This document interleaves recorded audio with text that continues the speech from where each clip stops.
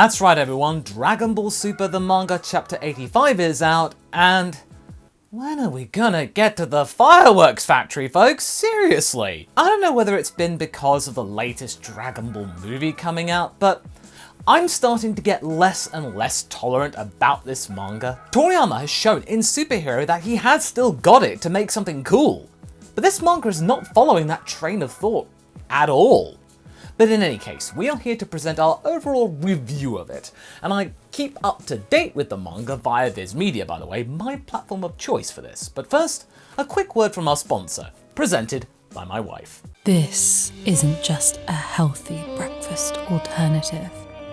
This is a delicious, nostalgic and exciting healthy breakfast alternative. This isn't a boring way to start the day.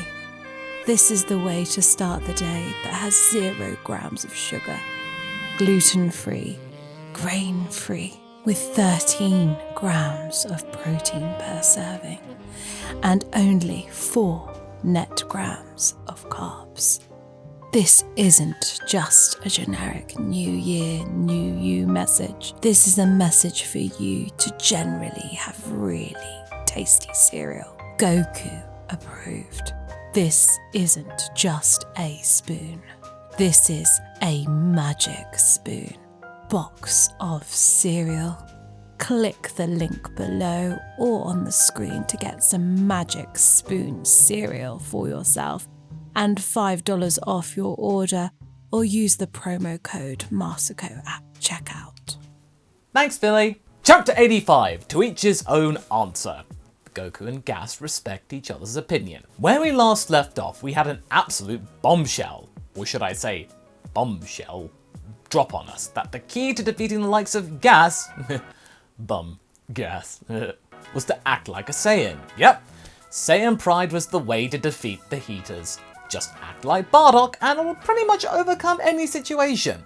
Just keep swimming, or punching, and you'll win by simply getting on the guy's nerves. And after some brief costume changes which stoked the internet in terms of leaks, jumping the gun, the battle began with Goku and Vegeta duking it out, and the latter finally getting back into Ultra Ego and really giving Bardock's edict a whirl with a very impressive display of pushing through the boundaries and scaring the Ghiblies out of Gas. Seriously, it looked so epic. Don't you see? This is my fuel! Woohoo! Very nice. With that in mind, let's get into this chapter and see how we can drag out this battle even further. I mean, see how Goku can handle Gas. Vegeta is fighting Gas right now, Masako. Will he though? You know what? Let me simplify things for you this time around. This chapter was very straightforward, so let me give you a simple recap this time out. It's really dragging its feet, so I'm not gonna drag my feet. Vegeta gets too tired and fumbles, Goku finds his feet, which makes Gas all upset and seeing Bardock in his nightmares again. Gas is no longer horny. Stop it. Elec then tells Gas that this losing shtick is getting old, and that causes Gas to, get old, burning through his power. Well, that's it. Another transformation / aging thing. Let's talk about it. That was it, Masako? Well, why did you go through it so quickly? Well, go and read it for yourself, or if you have read it, you'll understand what I mean. It pretty much is self-explanatory. All in all, this chapter is really beginning to drain my enthusiasm for this saga. There are some flickers, though, of hope that are just about clinging on to life, but they're fading fast. In my own personal opinion, this saga could have been 2 chapters shorter. You can cut the second half of chapter 82 out altogether and go through to the last third of chapter 84 and you'd still have a coherent story. Gas would have been delayed at least a few minutes, enough time for the Saiyans to at least recover a little bit and figure out some kind of a plan. Goku could maybe twig something on his own accord from the previous Bardock info dumps that we already had, and then realize that he had to keep fighting and never give up. That's all you gotta do. Then all those momentary flashbacks that you would get during the Goku Gas battle in this chapter could be revealed, like flickers of it, showing Goku's thought process going along the way, which would be all the more compelling. That's how I would fix it. We don't have that. And instead, we have a chapter which is prolonging things way too long, but at least it's doing so in a manner which is at least a tiny bit curious, maybe? Right, let's get the space element in the room seen to. Vegeta. Did he lose? Didn't he lose? No, it still provided the same outcome. But one thing is for sure, they went and did it again and halted the prince's charge. But okay, it wasn't a complete carbon copy of previous outings though. Superhero is doing a great job at testing the water with new things for characters and changing up their iconography, whereas the Super manga can't quite bring itself to do that. Despite Ultra Ego's remarkable potential, Vegeta just can't get a break, can he? Not even with the transformation/technique that can utilize his will for battle the most and make him keep going, the one that is supposed to never tire, got tired. What? I understand that it's a new form and that it might require some finessing to make it right, but this is the third time he's used it in this saga. Usually the Rule of Three works wonders in Dragon Ball, so this is just all the more galling and the most nonsensical.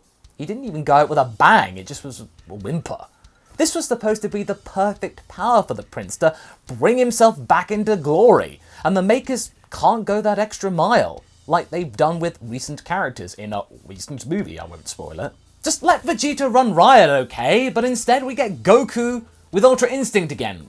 Whatever type of Ultra Instinct it is today. Turns out you really can't place a label on it these days, this skill tree, since Goku's using bits and pieces from various other powers and stages of Ultra Instinct, and it's just gonna make power levelers wince with the additional migraines that they're about to experience. Okay, so where does this leave Ultra Ego then?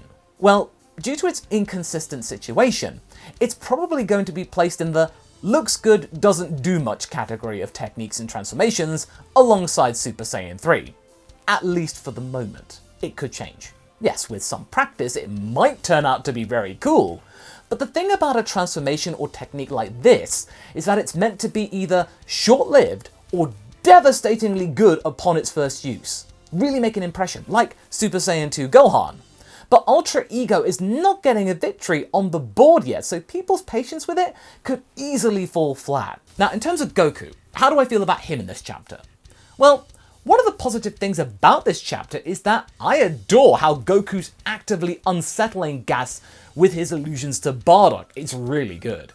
We must remember that Goku is a very clever fighter, and once he has a plan, he usually carries it out. And this time, knowing that his father was able to get under his opponent's skin simply for just carrying on and wanting to win and existing, this is quite twisted for Goku's standards and goes to show that right now, he's in flux. He doesn't particularly care about Gas's feelings, and that he's presently struggling to cope with all of the things that he's been bombarded with for the past few chapters, because to be fair, I can relate. He has discovered a lot of things which have turned his world upside down. He's seen Gine for the first time, but at least he isn't getting over it at once by just going, "Hey, buddy, I need to actually fight." He's not doing that, and he's not going straight to using his strongest power. He's using the power that works best for him right now in his present predicament, which is Ultra Instinct Sign, which in my opinion is probably the coolest looking Ultra Instinct variant. With this battle, or this chapter's main event, we are seeing Goku being able to get Gas into a flap, and at least show that they can overcome a baddie who is much stronger than them by just using mind games. This part of the chapter is pretty good. I like how they're being more cerebral here.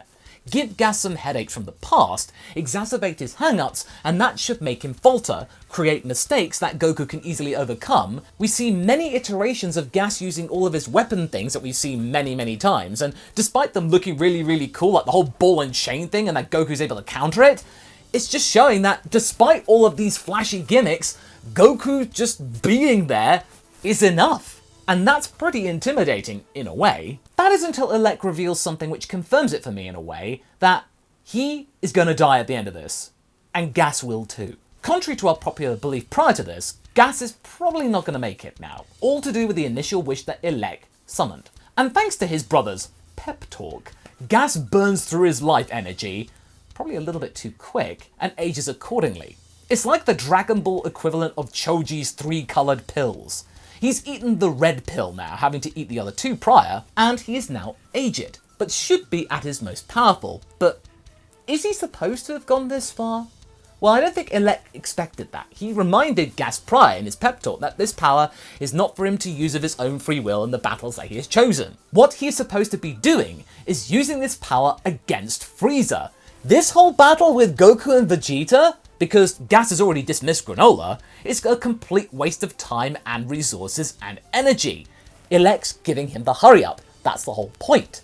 They are trying to tell us that oh, Gas's opponent's not really Goku and Vegeta, it's meant to be Frieza, and this is just stalling tactics. He tells Gas to remember the main goal of the Heaters, to better them, and take down Frieza, their biggest rival. They must do it right now. So I think Gas got the wrong end of the stick and took it too far. I don't think he was meant to power up that much, and yeah, he just thought, well, I'm getting really angry about Goku, so I'm just going to go all out, hell for leather. My life isn't really important, it's for the good of the organization. Like was told, Gas doesn't really value his life, and so therefore, he's just going to burn through practically every essence of his power. He's probably not going to last for much longer, maybe some days.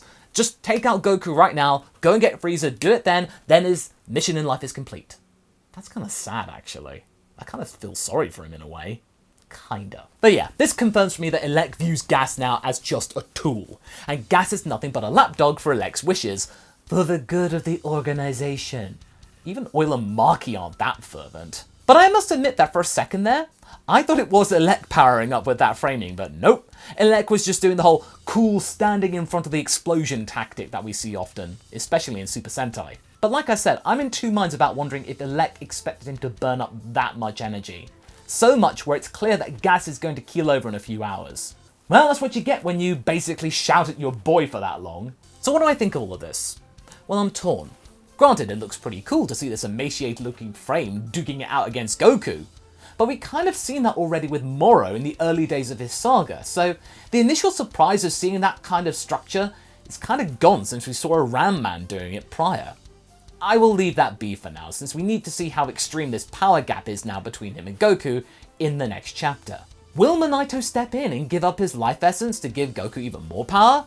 Or will Granolah go in and sacrifice himself and neutralize the whole thing, taking them both out? Tying up the plot in a bow, and meaning that nobody would ever have to speak of Granolah ever again outside of the saga, and make the anime transition all the more smooth. I think it remains to be seen. What do I hope for in the next chapter?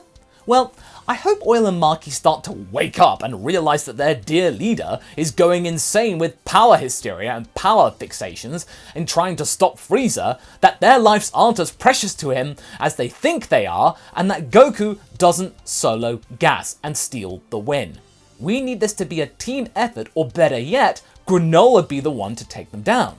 Or otherwise the Dragon Ball tropes of old are going to be here once more and undo all the good that Superhero had done in giving other people a chance to do stuff. Yeah, this chapter dragged, but at least some of the visuals look good, I suppose, and Goku wasn't acting like his typical self all the time. There was some level of intrigue going. Now, if you want to see what you may have missed out on or some other examples of our long-form discussions, do look at our podcast channel up on the lookout for more in-depth reviews of the manga chapters as they come out, or maybe one of my other Dragon Ball discussions. And for next month, let's hope I can be a little bit more glowing about the overall feel of it. Catch you later!